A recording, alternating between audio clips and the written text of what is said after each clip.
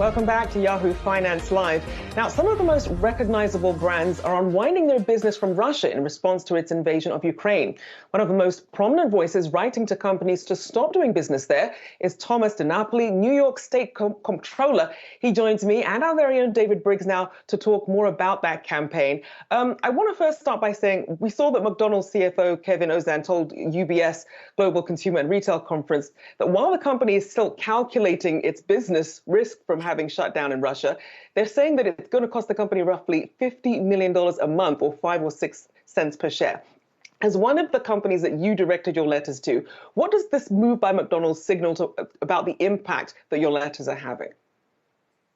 Well, we certainly feel that they were responsive in suspending their operations there. I think that's a good outcome.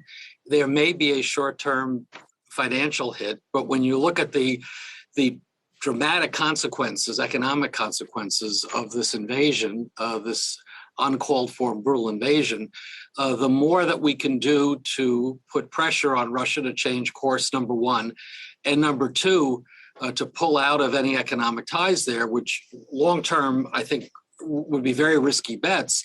I think from our perspective as an investor, and my role as trustee of the state pension fund, we think that that's a smart move. I mean, look, this is all happening rapidly. I'm glad the corporations we've reached out to seem to be responding quickly, but we need hopefully a peaceful resolution of this whole situation. So if these economic pressures change the course of events, great. In the short term, though, we need to reduce the risk that our dollars are at if these companies continue to operate in an economy that's falling apart.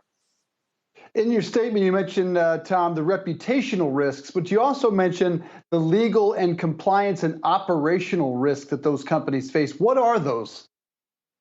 Well, it's very obvious the sanctions that are coming down from the U.S. government, from the EU, that there are consequences. And those will be heightened as all of that gets clarified for companies that continue to operate there. So it really is, from our perspective, a question of reducing the risk to our investments. That's why, while it's important to make a statement about what's going on there from a moral perspective, at the end of the day, we really think that this is a business decision. And I would say, first of all, in terms of our portfolio, our direct exposure to Russian companies is very, very limited. It hasn't been a place that we've had significant investments. But when you look at the larger corporations that have had operations and growing operations there, that is another element of risk that we think needs to be addressed. So absolutely, in terms of reputational risk, I think Americans are outraged about what's going on, and any company that will continue to have a big footprint and a strong presence in Russia, people are not going to want to spend their money on their products and on their services. So it absolutely makes sense for these companies from a legal perspective, from a consumer perspective, to pull back operations. And hopefully that has an impact in terms of the broader issue of getting this terrible situation resolved. And Tom, to that point then, for companies who say, look, why should we have to get involved in geopolitics at all, or why can't we just stay neutral or perhaps with one eye on the bottom line? What advice would you give to them as you look at how we will look back at this moment and look at how some of these companies acted?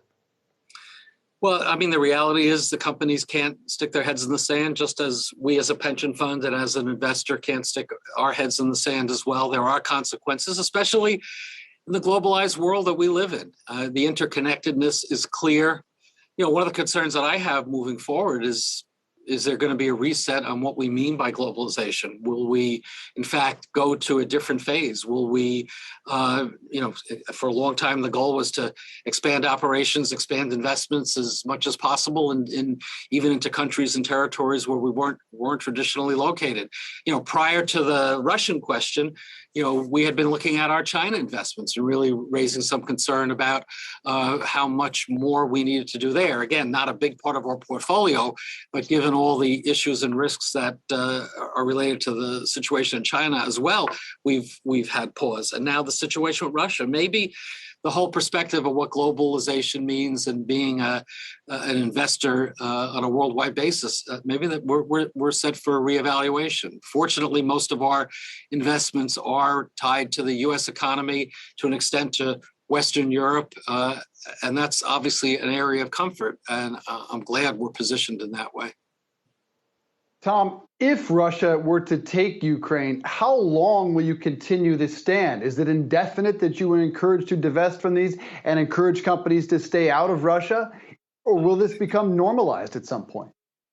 I mean, look, again, this is all happening so fast. We're evaluating the situation day by day. But if it goes to the extreme of an occupation, I would say that we would be in it for the long haul, to not be invested with anything connected to Russia.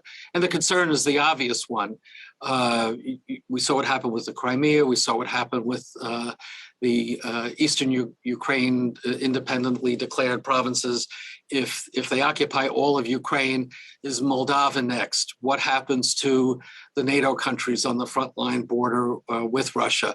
It's beginning to look like this is part of a multi-year strategy and plan that will only be further disruptive of the world economic and global order. So I don't see that as a good place for us to be invested from a risk perspective.